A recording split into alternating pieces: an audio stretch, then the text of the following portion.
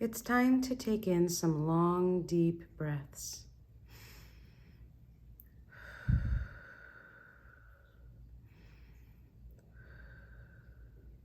Receive the gift of life. Visualize your breath. See the breath as your lungs fill. Pause a moment. In your imagination, see the air leave your body.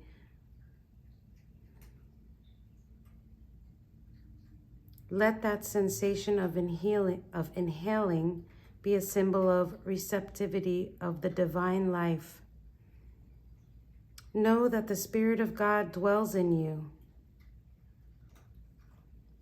Paul expressed this truth to the Romans, quoting Deuteronomy. You find the divine word not in heaven or a distant place, but in your mouth and in your heart.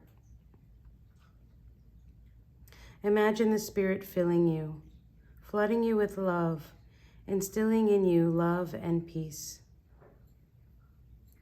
There is space for the love of God to fill me when I open up.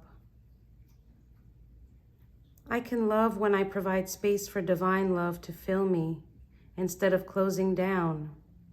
I open up to the presence of the one who loves me and everyone else. Empty lungs want air. A hungry and thirsty body calls for food and drink. The seeking soul opens to our Maker, Lover, and indwelling Spirit. The deep longing within wants to be united with the Beloved.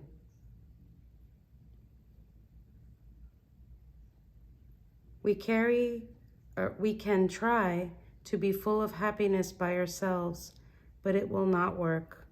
Our selfish desires for esteem, power, and security trick us into thinking that pursuing them is the way to go.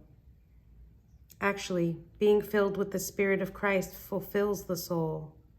In openness, we receive and allow the transforming work of Christ. With openness, we receive. From our divine lover, we receive the gift of love. We love because he first loved us.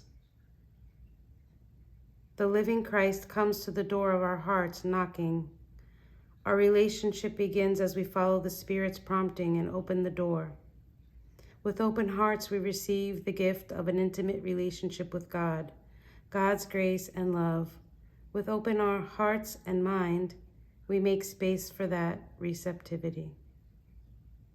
Silently make some space for that love in centering prayer. Psalm 63 speaks of open-heartedness.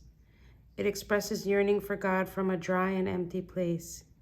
David says to God, I seek you, my soul thirsts for you, my flesh faints for you. As David receives the steadfast love of God, he rejoices, blesses God, lifts his hands, and gives voice to his praise.